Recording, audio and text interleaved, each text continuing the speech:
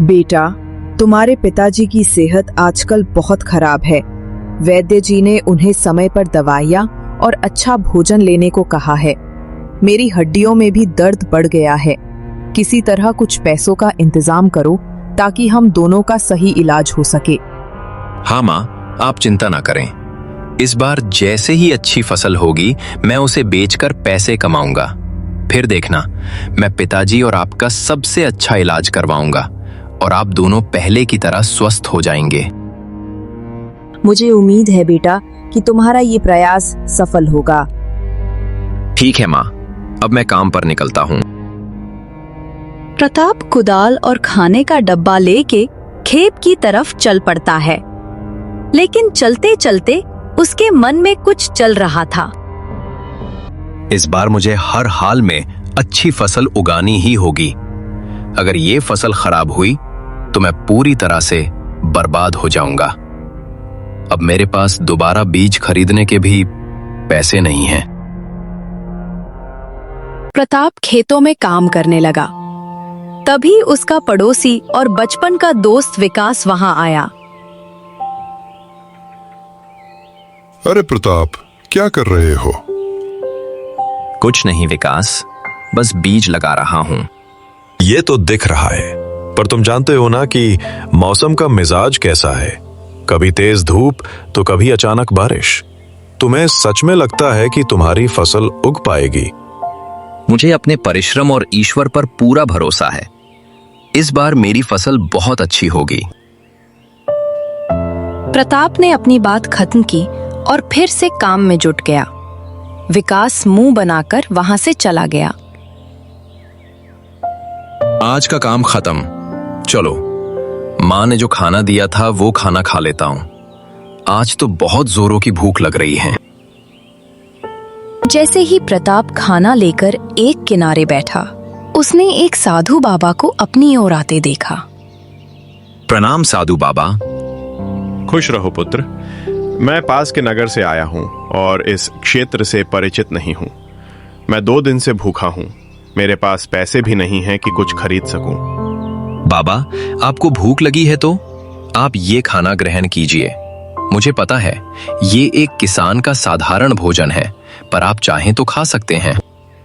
नहीं नहीं, अन्न कभी बुरा नहीं होता पुत्र, पर ये तो तुम्हारा भोजन है और तुम इसे खाने ही बैठे थे। अगर तुम मुझे दे दोगे तो तुम क्या खाओगे? साधु बाबा, अब मेरा खेतों का काम पूरा हो गया है और घर लौटने का समय भी हो गया है। मैं घर जाकर कुछ खा लूंगा। आप बिना संकोच ये खाना खा लीजिए। प्रताप ने अपना सारा खाना साधु बाबा के सामने रख दिया।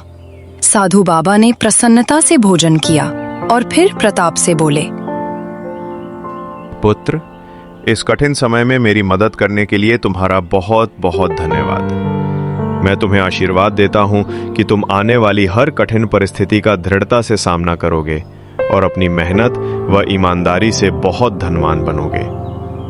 साधु बाबा आशीर्वाद देकर वहां से चले गए। प्रताप उन्हें जाता देख खुद भी घर की ओर निकल पड़ा। अरे प्रताप, तू इतनी जल्दी कैसे आ गया?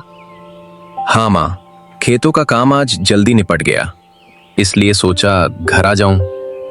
माँ, अगर घर में कुछ खाने को हो तो दे दो, बड़ी भूख लगी है। बेटा, तुम जानते हो, जब से तुम्हारे पिताजी बीमार पड़े हैं हमारी आर्थिक स्थिति बहुत खराब है। जो थोड़े बहुत पैसे थे उनसे मैं तुम्हारे पिताजी की दवाइयाँ ले आई। सुबह का बचा हुआ खाना तुम्हें दे दिया था। अब घर में कुछ भी नहीं है खाने को। प्रताप ये सुनकर चिंतित हुआ, पर उसने अपनी माँ को परेशान नहीं किया और भूखा ही सो गया। कुछ दिन बीत गए। प्रताप दूसरों के खेतों में मजदूरी करके पैसे कमाता और माता पिता का खर्च उठाता। साथ ही वो अपने खेतों में लगी फसल की भी देखभाल करता रहा। भगवान की कृपा है, मेरी फसलें तो बहुत अच्छी हो रही हैं। उम्मीद है इस बार बहुत मुनाफा मिलेगा। वह ये सोच ही रहा था कि तभी विकास फिर से वहां आ पहुंचा। वाह प्रताप, तेरी फसल तो कमाल की हो गई। क्या किस्मत है तेरी। तू दूसरों के खेतों में भी काम करता है और तेरी खुद की फसल भी इतनी अच्छी है। हमारे खेतों में तो कुछ खास नहीं हो रहा। ऐसा कुछ नहीं है विकास, ये बस मेरी मेहनत का फल है। और रही बात दूसरों के यहाँ काम करने की, तो अगर मैं काम नहीं करूंगा तो माँ बाप का इलाज कैसे करवा पाऊंगा। प्रताप अपनी बात कह ही रहा था कि अचानक मौसम बिगड़ गया और देखते ही देखते तेज बारिश शुरू हो गया। अरे ये क्या? अगर ये बारिश थोड़ी देर के लिए हो तब तो ठीक है, लेकिन अगर ये लंबी चली तो मेरी सारी फसलें बर्बाद हो जाएंगी। विकास बारिश देखकर अंदर ही अंदर बहुत खुश हुआ। अब मुझे चलना चाहिए, कहीं बारिश तेज ना हो जाए। तुम अपनी फसल का ध्यान रखना। विकास हंसते हुए वहां से चला गया।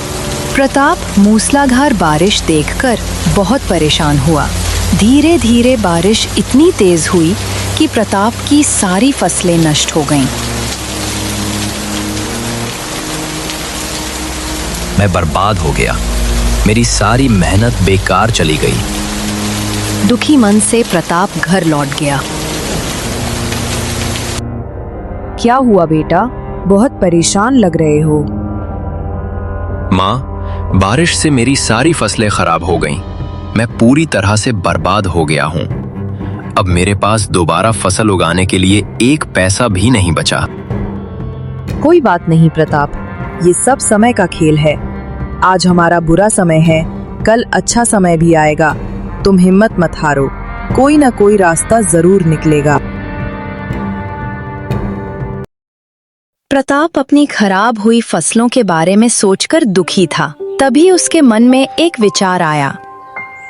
मुझे पिताजी के इलाज के लिए कुछ तो करना ही होगा।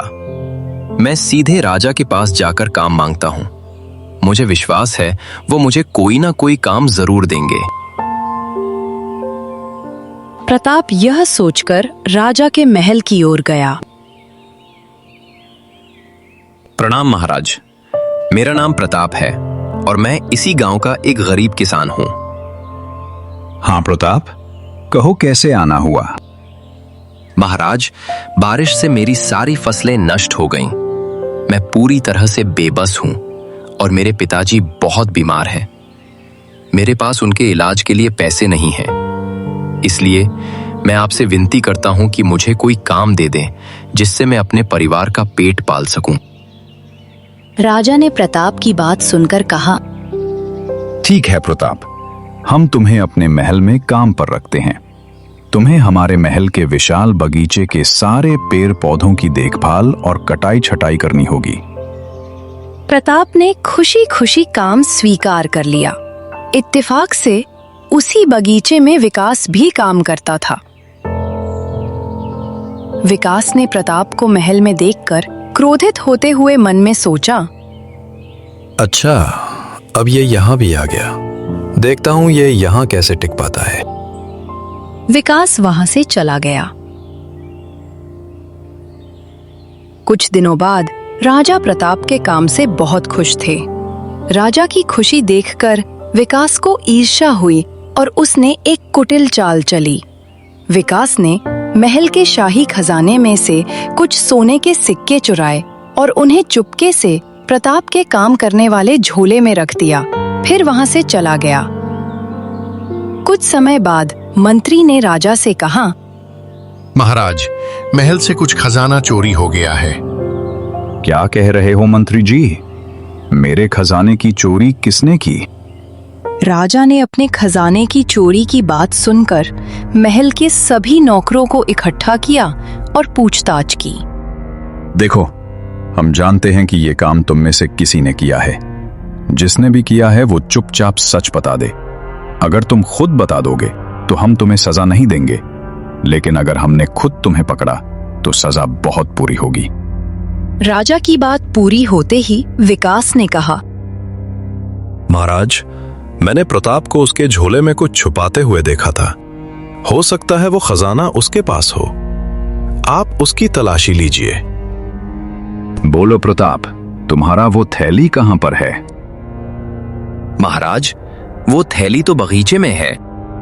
राजा ने मंत्री को प्रताप के थैली की तलाशी लेने का आदेश दिया। जाओ मंत्री, प्रताप के थैली की तलाशी लो।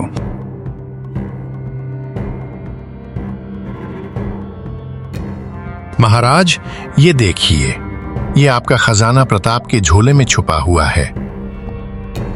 नहीं नहीं महाराज, मैंने कोई चोरी नहीं की है। मैं नहीं जानता कि ये खजाना मेरे झोले में कहां से आया। अरे प्रताप, मैंने तुम्हें गरीब समझकर मदद की और तुमने बदले में ये किया। महाराज, मैं झूठ नहीं बोल रहा। मैं अपने वृद्ध माता पिता की कसम खाता हूं। ठीक है प्रताप, मैं तुम्हें सजा नहीं दूंगा, लेकिन अब तुम इस महल में काम नहीं कर सकते। तुम्हें यहां से जाना होगा। राजा ने प्रताप को महल से निकाल दिया। दुखी होकर प्रताप जंगल की तरफ चला गया। जंगल में प्रताप एक पेड़ के नीचे उदास खड़ा था। तभी अचानक एक मायावी मित्र, जिसका नाम प्रेम था, वहां प्रकट हुआ। अरे सुनो, कौन हो तुम और यहाँ क्यों आए हो? मेरा नाम प्रताप है। राजा ने मुझ पर चोरी का झूठा इल्जाम लगाकर महल से निकाल दिया। मेरे पास अपने परिवार के पालन पोषण के लिए एक पैसा भी नहीं बचा। तुम्हारे साथ बहुत बुरा हुआ, पर तुम चिंता मत करो। देखना, एक दिन सब ठीक हो जाएगा। प्रेम को पता चल गया था कि प्रताप एक सच्चा और अच्छा इंसान है। ये लो प्रताप, इसमें कुछ खाने का सामान है और कुछ पैसे भी। अरे नहीं नहीं, मैं ये नहीं ले सकता। ले लो प्रताप, तुम्हारे लिए नहीं तो तुम्हारे वृद्ध माता पिता के लिए ले लो। धन्यवाद मित्र, मैं तुम्हारा ये एहसान कभी नहीं भूलूंगा। ऐसा कह के प्रताप घर लौट गया। उसके जाते ही प्रेम अदृश्य हो गया। इधर विकास को चोरी की लत लग गई थी। एक दिन वो राजा के खजाने से कुछ चोरी करते हुए रंगे हाथों पकड़ा गया। अच्छा, तो तुम हो असली चोर। मुझे माफ कर दीजिए महाराज, मैंने गरीबी के कारण चोरी की। आज के बाद मैं ऐसा कभी नहीं करूंगा। माफी मांगने के बाद विकास ने डर के मारे प्रताप के साथ की गई सारी साजिश भी बता दी। राजा ये सुनकर हैरान और बहुत दुखी हुए। उन्हें अपनी गलती का एहसास हुआ। राजा तुरंत ढेर सारा शाही खजाना लेकर प्रताप के घर पहुंचे। मुझे माफ कर दो प्रताप, मुझसे बहुत बड़ी गलती हो गई। मैं अपनी गलती का प्रायश्चित करने आया हूं। मुझे उम्मीद है तुम मुझे माफ कर दोगे और मेरी तरफ से ये भेंट स्वीकार करोगे। कोई बात नहीं महाराज, मैंने आपको माफ किया। आपके सामने मेरी सच्चाई आ गई, यही मेरे लिए काफी है। मुझे इस खजाने का कोई लालच नहीं है। मैं जानता हूं प्रताप, तुम्हें लालच नहीं है, पर मैं तुम्हें ये अपनी खुशी से दे रहा हूं। ये तुम्हारी मेहनत और ईमानदारी का फल है। राजा के बहुत कहने पर प्रताप ने वह खजाना स्वीकार कर लिया। उस खजाने को पाकर प्रताप बहुत धनवान बन गया और उसने अपने माता पिता का अच्छी तरह से इलाज करवाया। देखा पुत्र, मुझे पूरा विश्वास था कि तुम्हारी ईमानदारी और सच्चाई एक दिन जरूर रंग लाएगी। साधु बाबा का आशीर्वाद सच हो गया।